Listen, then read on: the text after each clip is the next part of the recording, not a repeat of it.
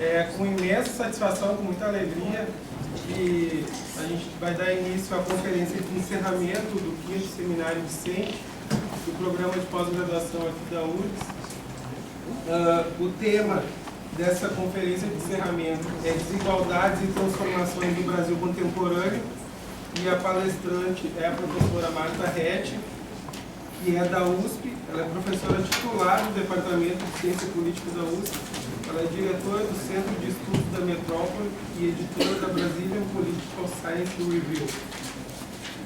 Ela possui graduação em Ciências Sociais pela Universidade Federal aqui do Rio Grande do Sul, mestrado em Ciência Política pela Universidade Estadual de Campinas e doutorado em Ciências Sociais pela Universidade Estadual de Campinas. Tem pós-doutorado no Departamento de Ciência Política do Massachusetts Institute of Technology. Ela foi visitante em fellow do Department of Political and Social Sciences do Instituto Universitário Europeu em Florença. Ela tem vários artigos publicados, vários livros, e é organizadora recentemente, no ano passado, ela lançou como organizadora o livro Trajetórias das Desigualdades, como o Brasil mudou nos últimos 50 anos. Bom, agradeço o convite, é uma satisfação estar aqui. Eu fui aluna dessa casa, fui bolsista de iniciação científica do Zé Vicente, ele que é responsável. Qualquer queixa que vocês apresentem, a caixinha de reclamações é com o Zé Vicente. Então, é uma satisfação enorme estar aqui. Sempre que eu venho aqui, me dá uma lembrança do meu tempo estudante, vou lá no Antônio tomar um café. Quando eu estudava, no começo do mês a gente comia risoto com batata frita aí no final do mês a gente ia para o bandejão, que também era muito bom, né? Então é uma satisfação enorme estar aqui. E agradeço o convite e a simpatia dos organizadores, que foram muito tolerantes e compreensivos com os meus problemas de agenda. Muito obrigada. Bom, então eu vou logo ao ponto, porque eu acabei de dizer que eu tinha 20 minutos, depois fui anistiada, então eu vou tomar um bem, eu vou seguir falando. Esse tema da desigualdade, ele é um tema muito estudado nas ciências sociais, mas provavelmente é um dos temas que desperta mais interesse acadêmico contemporaneamente. Entretanto, as ciências sociais falharam espetacularmente nas previsões que fizeram sobre o comportamento da desigualdade, a tal ponto que no livro mais recente do Branko Milanovic, que é um cientista social, um economista de esquerda, do Banco Mundial, essas coisas existem. Ele diz que quando as ciências sociais erraram nas suas previsões com relação ao comportamento da desigualdade, talvez nos permita dizer que qualquer previsão de longo prazo das ciências sociais corre um grande risco de estar errada, porque o objeto é um objeto em que atores que tomam decisões mudam de estratégia, mudam de preferências, e isso confere uma grande, eu não diria imprevisibilidade, porque isso nos impediria de fazer qualquer estudo sistemático, mas sugere que nós tenhamos muita modéstia em relação aos trabalhos que nós fazemos. Então, só para resumir esse... Posso passar para assim? Então, só para resumir a natureza teórica do problema. Se a previsão das teorias de inspiração marxista, isso aqui é uma linha do tempo, não importa qual, e isso aqui é digamos que seja qualquer indicador, qualquer medida de desigualdade, né? Qualquer indicador que você queira, que ele varie de 0 a 1 e 1 é o maior. A convenção é o índice de Gini, mas poderia ser qualquer outro. A previsão das teorias de inspiração marxista é que a desigualdade seria crescente. Sob o capitalismo, né, espremido pelo processo de acumulação que é inerente ao sucesso do sistema capitalista, a desigualdade seria crescente. Essa é a previsão de todas as teorias de inspiração dos economistas de inspiração marxista para o comportamento da desigualdade. No início, em meados dos anos 50, um economista de inspiração clássico da teoria neoclássica, que é o Simon Kuznets, que inspirou grande parte dos estudos no campo da economia e depois também, e teve uma influência muito grande nos estudos de sociologia da educação, o Simon Kuznets formulou que a desigualdade teria esse comportamento, né? No início do processo de industrialização, você teria o crescimento da desigualdade, mas posteriormente a desigualdade cairia. Então o Kuznets é conhecido pela teoria do invertido, né? Veja que ele tem uma previsão completamente distinta da trajetória prevista pelos marxistas, tá? As teorias da ciência política, elas postulavam que sob a democracia a desigualdade teria esse comportamento, né? A desigualdade cairia para um patamar, ela teria uma trajetória de queda e depois ela estabilizaria, tá? Então, e aqui já vou desdobrar melhor isso aqui para a gente entender o tamanho desse problema que a gente tem para analisar esse problema. Todas as teorias sobre o Brasil, os cientistas políticos, os sociólogos, até metade dos anos 2000, né, previam que a desigualdade no Brasil teria esse comportamento. Ela seria alta e estável. E aqui tem várias explicações, né? A herança escravocrata, as instituições políticas disfuncionais, patati patatá, tem várias explicações, mas a convergência da explicação é que ela seria estável, ela não ia cair. Essas teorias são comparáveis? Não. Você poderia dizer, as teorias estão fazendo previsões diferentes, mas elas estão tratando da mesma coisa. Então nós podemos testar quem está certo examinando o argumento. Na verdade, o que é o objeto da desigualdade nessas teorias não é a mesma coisa. Então, já Marx, nas teorias de inspiração marxista, a desigualdade seria resultado do processo de acumulação crescente do capital e, portanto, a distribuição funcional entre capital e trabalho seria crescentemente em favor do capital e, portanto, como o trabalho teria uma menor parcela na distribuição da riqueza total, você teria um processo de pauperização. Mas o conceito de desigualdade de Marx e das teorias de inspiração marxista tem a ver com relação capital-trabalho, basicamente, e acumulação. Kuznets estava falando basicamente do mercado de trabalho. Então, o que ele dizia que ia acontecer? Só que nesse momento aqui, você tem o processo de industrialização, ele atrai os trabalhadores mais qualificados. Então, os trabalhadores mais qualificados terão um salário maior porque eles têm uma produtividade maior, mas no médio prazo, isso aqui é dinâmico, os trabalhadores, então isso aqui, essa desigualdade aqui teria a ver com diferenças de produtividade entre meio urbano e meio rural, ou entre indústria e produção agrícola, né? Mas no médio prazo as pessoas aprendem, né? Haveria uma migração da mão de obra para o setor urbano, para a industrialização, as famílias investiriam na qualificação dos seus filhos, a médio prazo os diferenciais de produtividade cairiam. Tá? E, portanto, a desigualdade cairia por um processo de crescente qualificação da mão de obra e redução da compressão das diferenças salariais por efeito do processo de convergência da qualificação da mão de obra.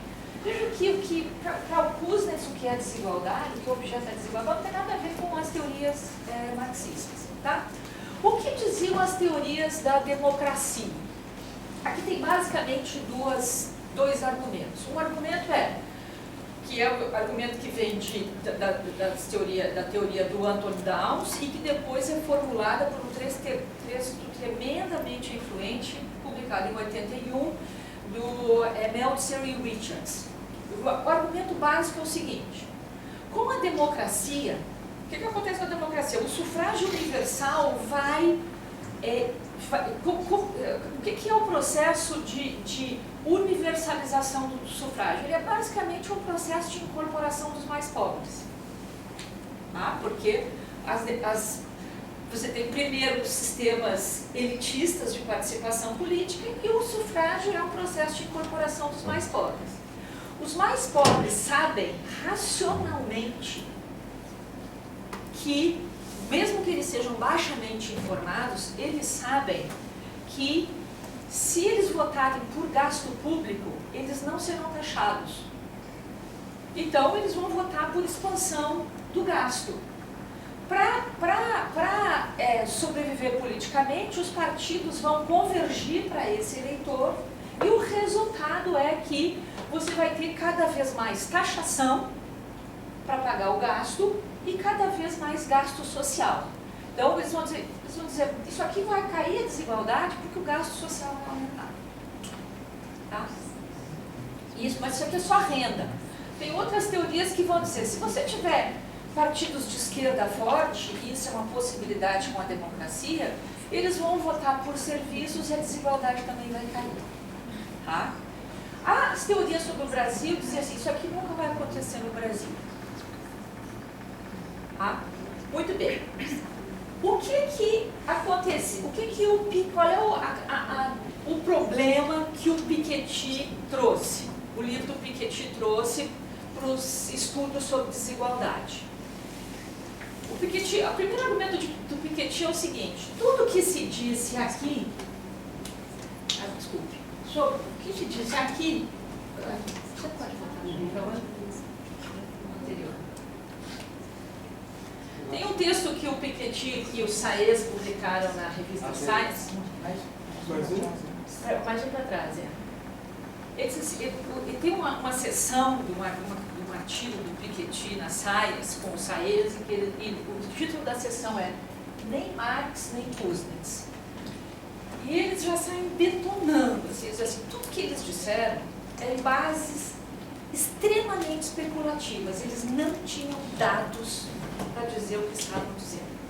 E aí, o Piketty diz, com licença, eu tenho os dados. E reuniram uma massa de dados no mundo, né, de vários países do mundo, e diz, olha, o comportamento da desigualdade no século XX é esse aqui. Isso aqui é a Europa. A Europa, no início do século XX, era muito mais desigual que os Estados Unidos. Ela cai no pós-guerra, mas a partir de 70 a desigualdade volta a subir. Os Estados Unidos eram menos desiguais, aumentaram a desigualdade durante a guerra, depois também cai e volta a subir. Tá? Então, o Piketty diz o seguinte, isso aqui é produto da guerra, não tem nada a ver com política, produto basicamente da guerra, e isso aqui não estava na teoria, a subida da desigualdade. Então, essa é a perplexidade. Tá? Pode passar as próximas.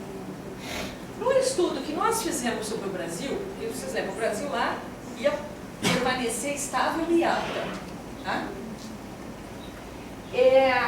Isso aqui é o crescimento da participação eleitoral no Brasil, tá? O percentual de jovens com 18 anos que estão alistados para votar. A participação eleitoral no Brasil é alta. Isso aqui é o Gini. Então, nós teríamos no Brasil uma coisa semelhante, e aqui é 89, que é o pico da desigualdade no Brasil. O Gini, todo mundo sabe, né? De 0 a 1, 1 é alto, quanto mais próximo de 1, maior a desigualdade, quanto mais próximo de 0, menor a desigualdade.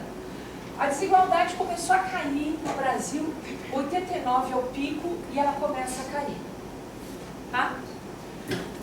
Então, de novo, O fato é que os fatos se subverteram. Tá? No mundo, nas democracias consolidadas, a desigualdade vem aumentando.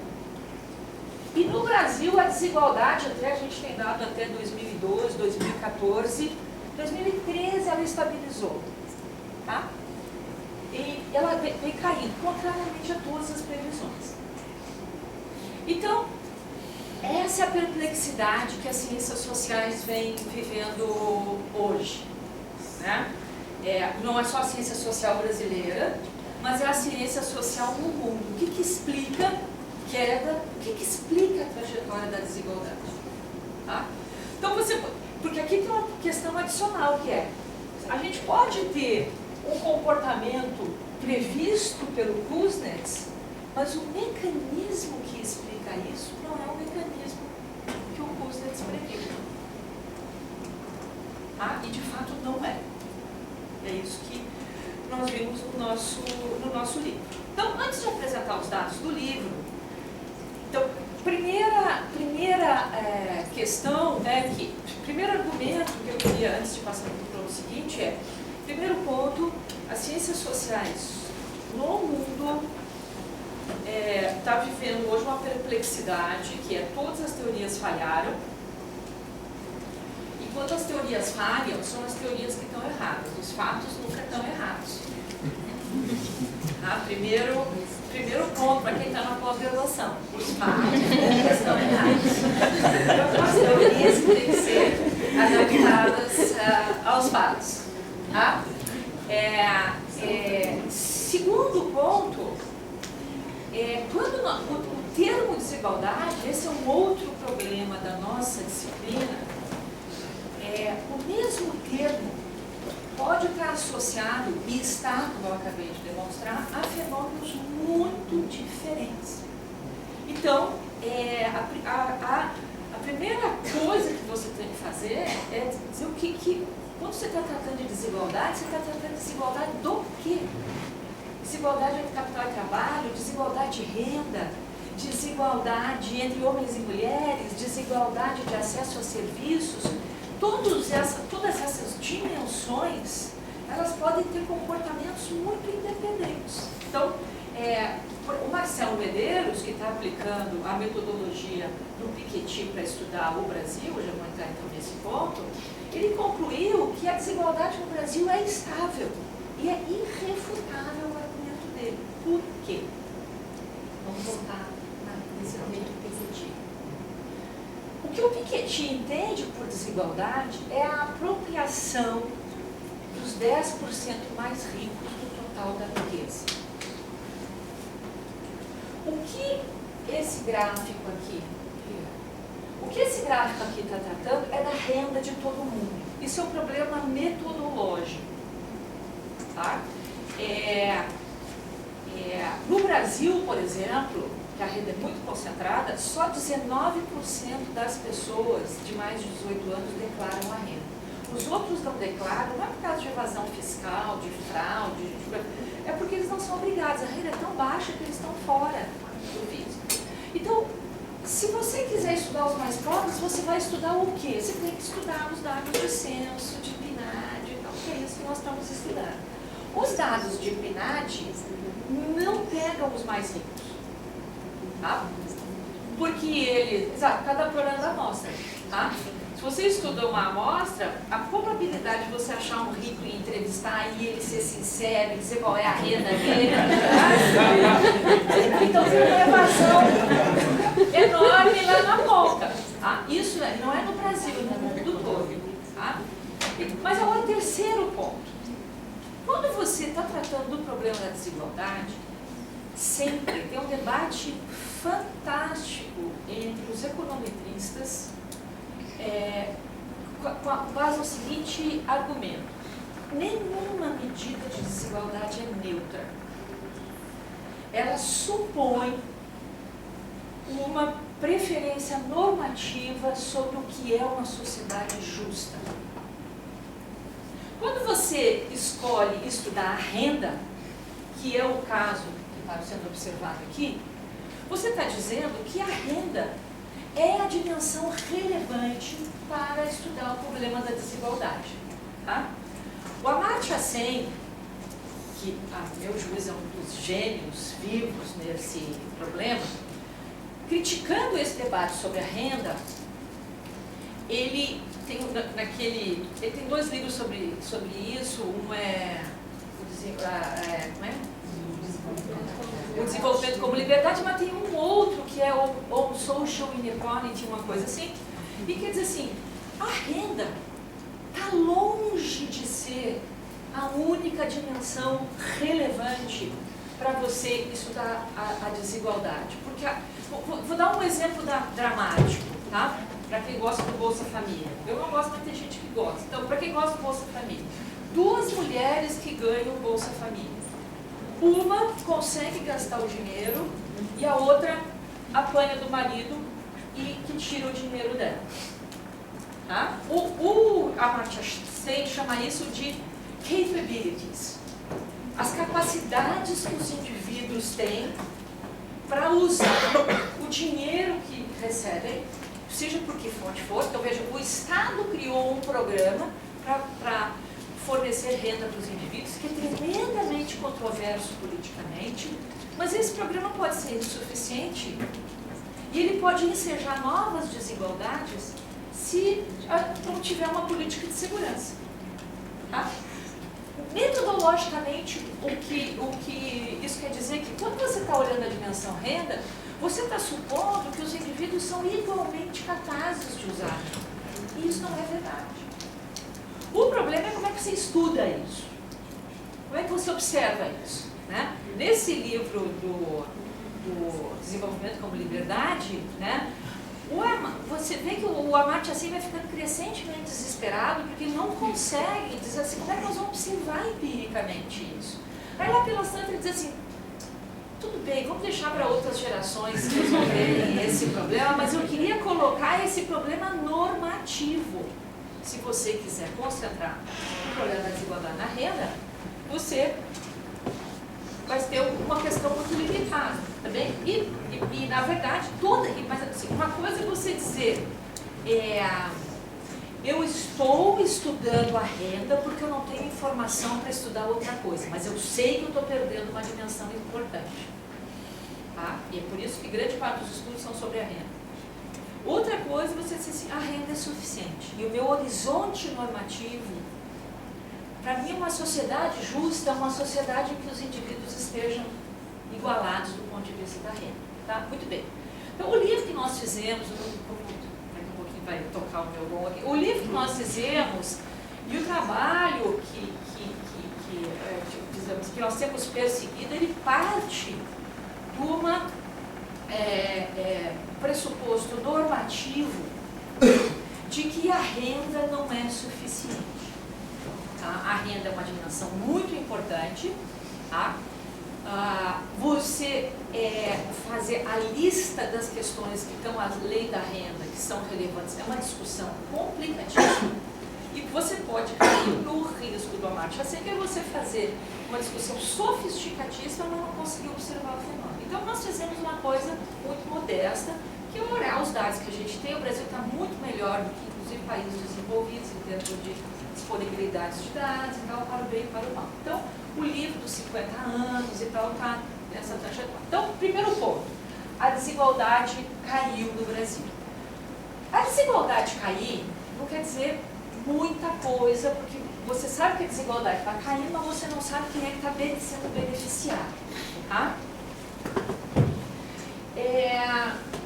Isso aqui parece muito complicado e pode ser, se você quiser complicar. Vou pegar a parte, apenas o que eu quero comunicar. Tá?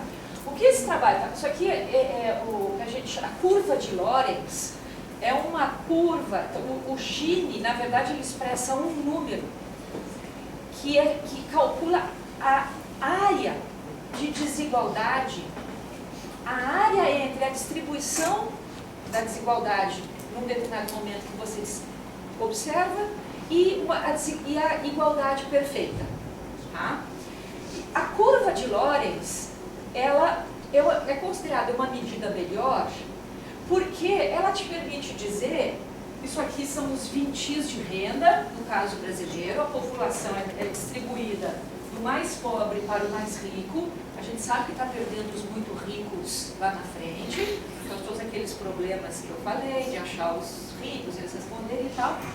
Mas você consegue, com a curva de Lorenz, saber quem foi que foi beneficiado. Eu já vou deixar isso aqui mais claro. Então esse gráfico aqui foi o seguinte: ele considera o ano de 85 como um ano base e pergunta o que aconteceu com a democracia, com a desigualdade de renda, quem é que foi beneficiado comparado com 85. Então isso aqui é o comportamento de cada desses anos em relação ao 85.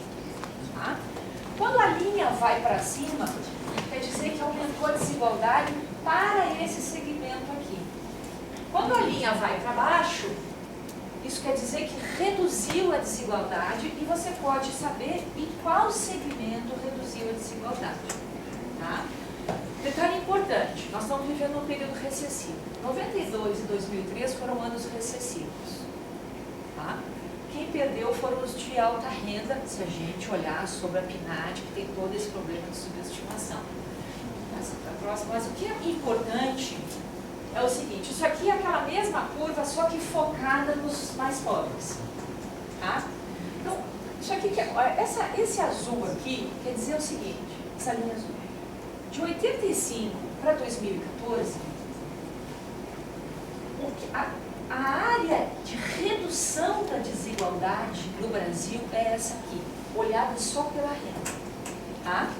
Então, se os que estão aqui no ponto 6, quer dizer, o quinto decil ganhou tudo isso, os que estão aqui em torno, isso aqui é a área do salário mínimo, ganharam tudo isso em relação à situação anterior. Tá? Então, se a gente olhar só pela renda e focar nos mais pobres, os muito pobres ganharam, tá? Em termos de renda, em termos de capacidade em relação a 85. Isso aconteceu até 2014. Tá bom? Agora, isso aqui são mecanismos muito diferentes, tem políticas muito diferentes aqui. Isso aqui, basicamente, essa área aqui, é a área do pessoal, essa área, vocês veem que essa curva aqui, ela vem abrindo, vocês estão vendo? Aqui no primeiro ano, ó, de 2013, o beneficiado está nesse nível, começa aqui os beneficiados, né? Em 2009, se eu comparo, ó, os beneficiados sabem para cá. Então essa curva, os beneficiados em relação a 2085, vem se aproximando cada vez dos mais pobres em termos de desigualdade. Tá? Então, de sorte que hoje, quem está em torno de um salário mínimo está mais ou menos entre o primeiro e o segundo decil. O que explica isso aqui? A política do salário mínimo. Já vou mostrar dados sobre isso. A meu juízo, foi a principal política social de renda, de inclusão que nós tivemos. Muito mais do que o Bolsa Família. Embora o Bolsa Família é um programa importante para combater a extrema pobreza e tal, mas em termos de impacto sobre a desigualdade, muito pouco. Tá? No livro, a gente conseguiu inclusive diagnosticar que a desigualdade entre homens e mulheres e a desigualdade entre brancos e não brancos, o que se refere à renda, ela tem uma espécie de bolha de proteção no salário mínimo. A razão de renda é um. Né? O mundo dos trabalhadores que estão abaixo do salário mínimo é um mundo selvagem, de extrema desigualdade. Em torno do salário mínimo tem uma espécie de mandrake para a desigualdade e depois ela volta a subir. Tá? Isso tem a ver com as aposentadorias não contributivas, o benefício de prestação continuada vinculado ao salário mínimo, há um processo de crescente incorporação de determinadas camadas baixamente qualificadas na política do salário mínimo. Teve um rearranjo aí. Tá?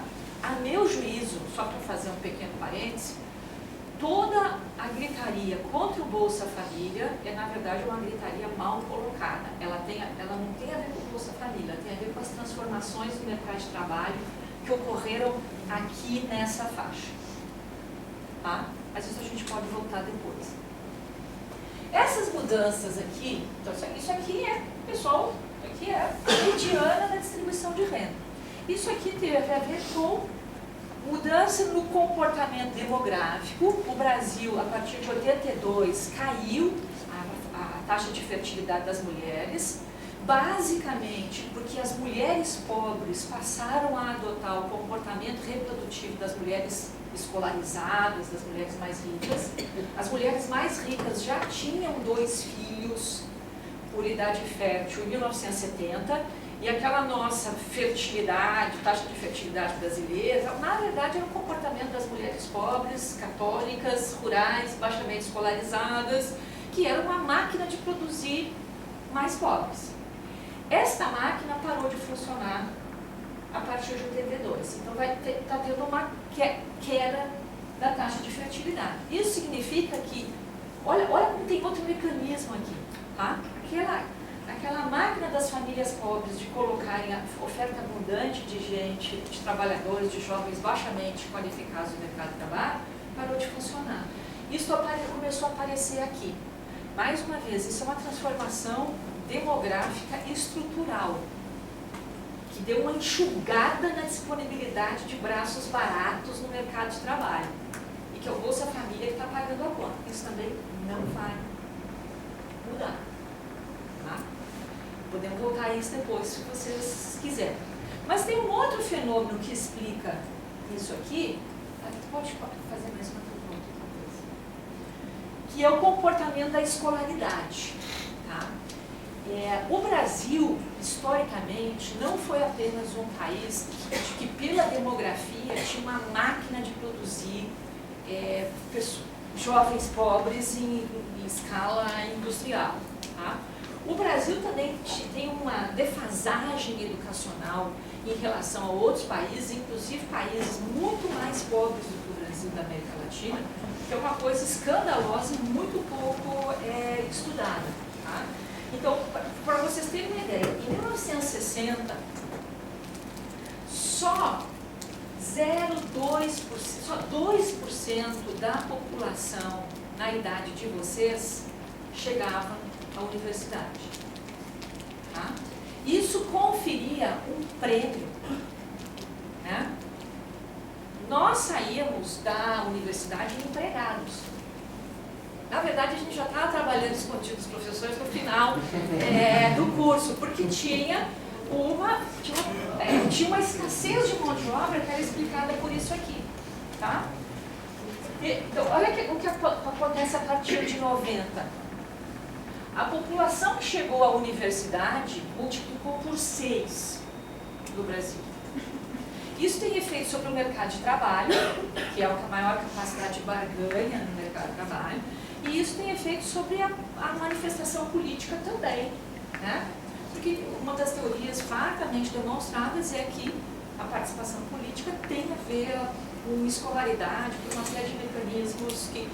Mas isso aconteceu também, a expansão da mão de obra qualificada ocorreu também no que diz respeito à 4ª série. No Brasil, em 1960, só 25% da classe trabalhadora tinha 4 anos de escolaridade. Então, 75%, se você descontar esses aqui, tinham 70% que eram analfabetos. Isso mudou completamente. Você pode olhar isso pelo copo vazio, como vocês estavam, pelo lado vazio do copo, como vocês estavam discutindo antes, mas pode olhar isso pelo lado do copo cheio, do lado cheio do copo, quer dizer, o que mudou em termos estruturais. E isso aqui é a curva do ensino completo. Isso aqui, com a demografia, vai se refletir no mercado de trabalho. Tá? Você tem no Brasil, essas coisas aconteceram juntas, crescente escassez de mão de obra pelo lado da demografia, com crescente qualificação da mão de obra pelo lado da escolarização. Nós estamos muito longe de qualquer coisa razoável em termos de escolaridade. Tá? Estamos muito longe de qualquer coisa razoável em termos de qualificação, de qualidade do ensino, Mas também o que esse dado está mostrando é que aquela teoria que dizia que o Brasil não ia mudar, faltava alguma coisa nele. Porque a teoria não previu isso. Tá? Bom, então, o que eu estou querendo dizer com esses exemplos? Aquela trajetória lá não anterior. Essa trajetória aqui da desigualdade de renda, quer dizer, isso aqui são 60% mais pobres, aqui ela é explicada por um mecanismo, que é a regulamentação do salário mínimo, aqui ela é explicada por outro mecanismo, que é a dinâmica demográfica e a dinâmica do acesso à escola. Então, moral da história, qualquer teoria monocausal que queira explicar a trajetória da desigualdade, ela está condenada a estar errada. Porque ela não está captando. O fenômeno da desigualdade é aquele fenômeno que é explicado por muitas dimensões diferentes. E olha que eu estou pegando um pedacinho aqui que é a renda. Tá? Vamos passar aqui para esse aqui. Olha o que aconteceu com a saúde sobre a democracia no Brasil. Esse mapa aqui tem um nome chique, isso aqui se chama mapas cloropléticos. Ele é colorido. Tá? Então, cada pontinho, cada área aqui é um município, né? E o que está observando é a oferta de médicos por 1.000 habitantes.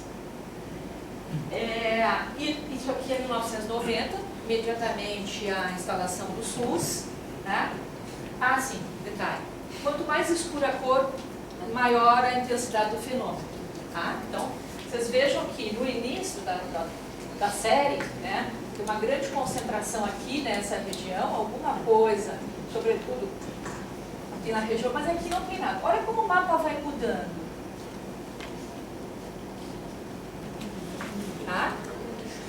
Os estudos que eu estou fazendo sobre saúde básica mostram que a desigualdade de condição básica de saúde, a face mais visível que a gente acompanha pelos jornais é a coisa da medicina mais complexa.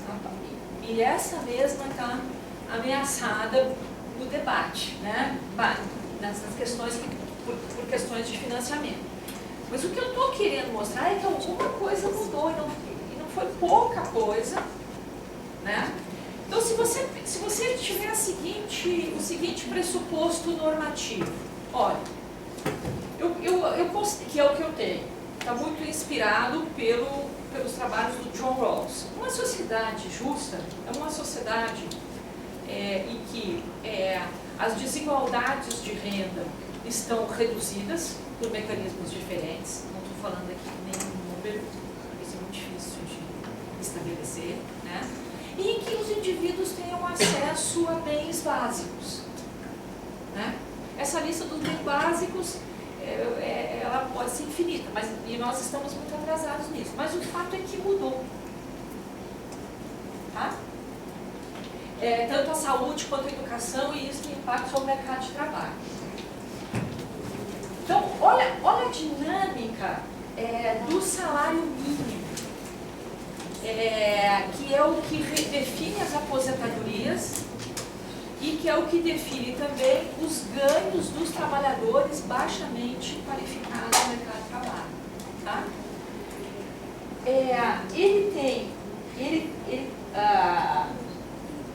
Isso aqui tem a ver basicamente com reajuste sobre a inflação, né? Mas o que eu queria mostrar para vocês é essa trajetória aqui. Ó. No primeiro mandato do Fernando Henrique, ele cai o valor real do salário mínimo, ele sobe um pouco nesse período aqui e ele tem um pico de crescimento. Um pico não, ele faz sobre o governo Lula, tá? Quer dizer, o governo Lula e Dilma. Qual é a dinâmica? E a meu juízo, essa é uma das políticas mais importantes para proteger tanto as pessoas que no final da vida não têm renda, quanto os trabalhadores mais baixamente qualificados. Tá? Qual é a dinâmica desse crescimento aqui? Então, contingente de pessoas, de eleitores, que é afetado pelo salário mínimo é aproximadamente 1/4 dos eleitores brasileiros. Tá? Eu tenho certeza que todo mundo aqui nessa sala tem alguém na família que no mês que faz o orçamento estava acompanhando qual seria o valor do salário mínimo, porque isso afetaria as aposentadorias. Isso quer dizer o seguinte, essa é uma política de altíssima visibilidade. Né? Então, qual era a dinâmica de crescimento disso aqui? A oposição jogava o valor do salário mínimo acima do que era possível ser pago pelo governo, para colocar o governo na condição política de baixar o salário mínimo, e o governo, que está premido pela questão fiscal, mas também pressionado pela pressão da oposição, jogava o salário mínimo acima do que poderia pagar, tá? por uma lógica restrita de dar um valor do salário mínimo dentro da lógica de não ferir o equilíbrio fiscal. Tá? O PT fez isso com o PSDB e o PSDB fez isso com o PT. Isso aqui é uma lógica oposição-governo. Tá? No Lula teve uma folga fiscal por causa do crescimento econômico, e o que facilitou. Agora acabou. E é por isso que a Dilma aprova uma regra que é a regra do reajuste automático. Por quê? Porque ela tira da oposição a possibilidade de jogar o governo em situação de desgaste político. Mas o fato é que o salário mínimo cresceu e ele modificou muitíssimo a distribuição, a renda, o nível de renda na base da pirâmide social. Tá? Vou passar aqui só para... Já jogou para mim, tá? O que aconteceu com a energia elétrica no Brasil? Sobre a democracia. Isso aqui é um gráfico que pega de 81 em diante, então a democracia está aqui em 85. Isso aqui é a distribuição dos indivíduos distribuídos por 20 de renda. Esses aqui são os mais pobres. Esses aqui é o pessoal que está em torno do salário mínimo. Esse aqui é o quinto vintil. Esses aqui são os mais ricos, tá? Estão ordenados dos mais pobres para os mais ricos. Então veja que o problema do acesso à energia elétrica não era um problema dos mais ricos no início da série. Ele estava concentrado aqui, estava muito associado à renda. Tá? E sobre a democracia você tem esse crescimento, mas é muito difícil distinguir. Olha, isso aqui é o Lula, isso aqui é o Fernando Henrique, isso aqui é o governo Sarney, isso aqui é o governo Figueiredo. É muito difícil você distinguir algo que seja associado a um mandato. Mas o fato é que tem um processo de inclusão, e a inclusão dos muito pobres é obra do governo Lula.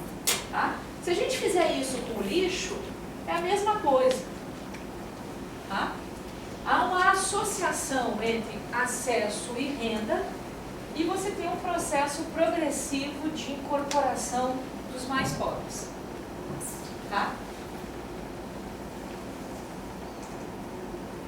Com a rede de água é a mesma coisa, também a dinâmica é a mesma, embora em patamares diferentes, né? E com o saneamento, que é a política mais mal sucedida dessas políticas mais básicas, veja que ela é um problema até para a elite. Tá? Isso aqui se a gente colocar isso no mapa, isso aqui está concentrado na região Nordeste. Basicamente, a classe média, a cidade de Belém é a cidade mais mal servida das grandes metrópoles nordestinas por serviços de saneamento, né? Então, essa elite que não é servida, né, ela está concentrada nas cidades que tem maior concentração de pobres, porque aí nessas políticas a questão não é individual. O cálculo da oferta dos serviços tem a ver com a capacidade de pagamento dos moradores, é uma questão mais complexa. Tá? Muito bem, então para resumir, para a gente começar o debate. Se a gente examinar a desigualdade no Brasil com o critério Piketty, que é quanto os ricos se apropriam do total da riqueza, a riqueza, os estudos do Marcelo Medeiros estão mostrando que ela é estável no Brasil. Tá? Em média,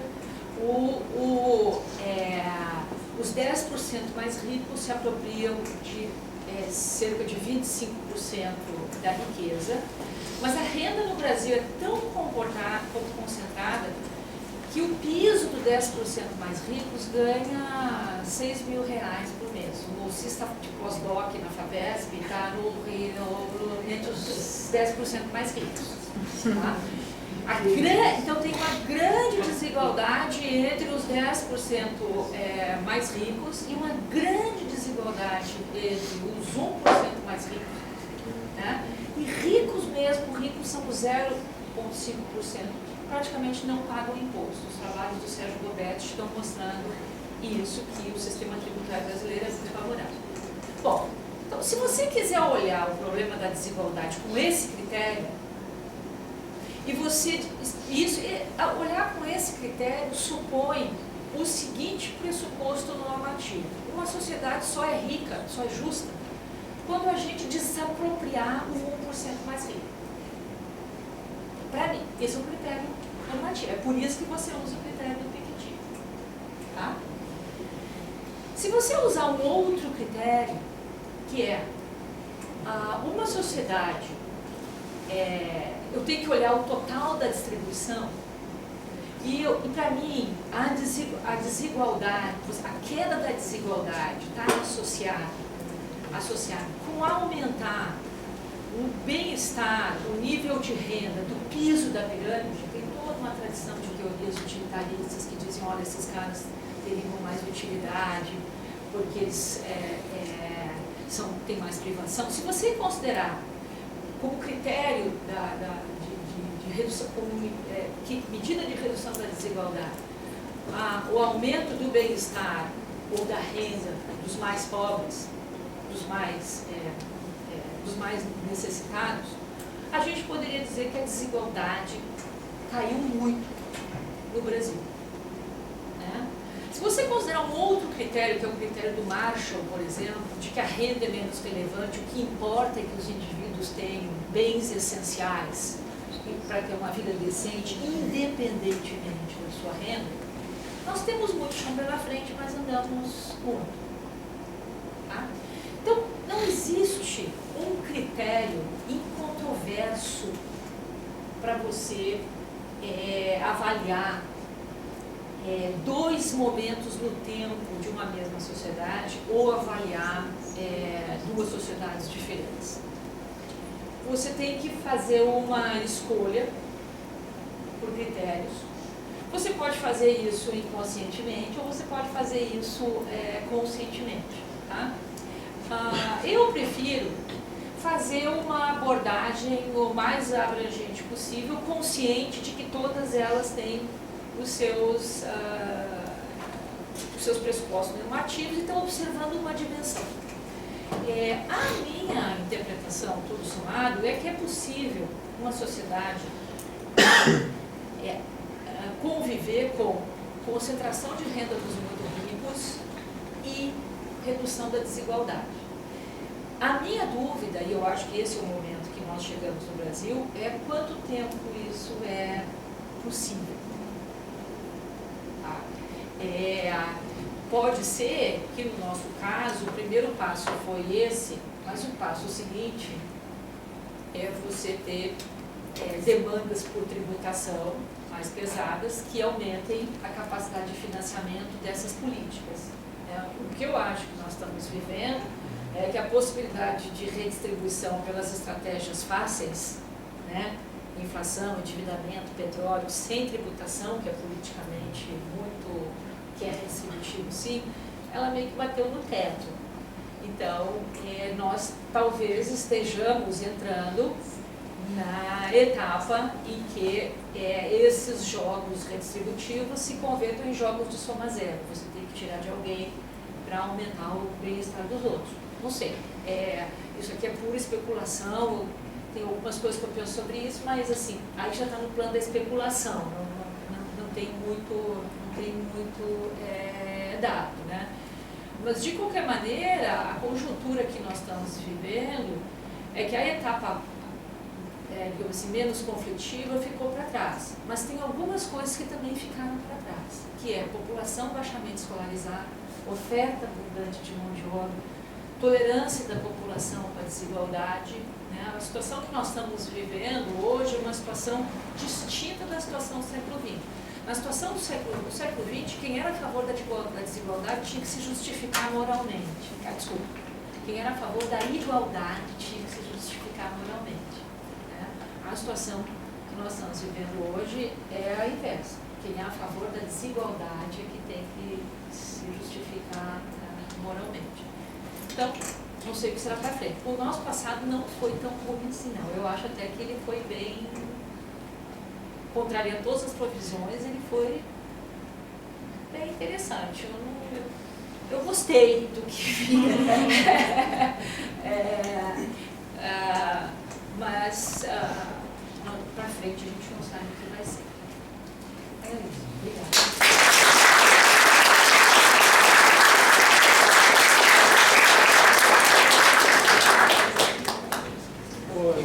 Gostaria de agradecer a brilhante exposição da professora. Eu também pedi desculpa pela gafe, por minha cometida no começo, não ter agradecido em nome da comissão pela apresentação. Isso se explica de forma monocausal, é mais fácil que a desigualdade. É a falta de experiência. Tem uma explicação. Tem fenômenos que só tem uma casa. Nesse caso. Então, agradeço em dobro primeiro por ter aceitado o nosso convite, em segundo pela ótima explicação, pela ótima apresentação. Eu gostei muito. Tenho certeza que todos gostaram. E eu queria então abrir para o debate, né? Fizemos algumas sessões de perguntas. Não tem microfone, a pessoa se apresenta e faz a pergunta. Então, professor Márcio, eu gostaria de fazer uma pergunta a partir de um debate que eu assisti dos limites da teoria do Bourdieu, de combate à desigualdade, da crítica que ele faz ao sistema educacional francês, etc. O François Dubé dizia que, traduzindo, dizia que tem 3 elevadores sociais que a França tentou conseguir. Um elevador social é a redistribuição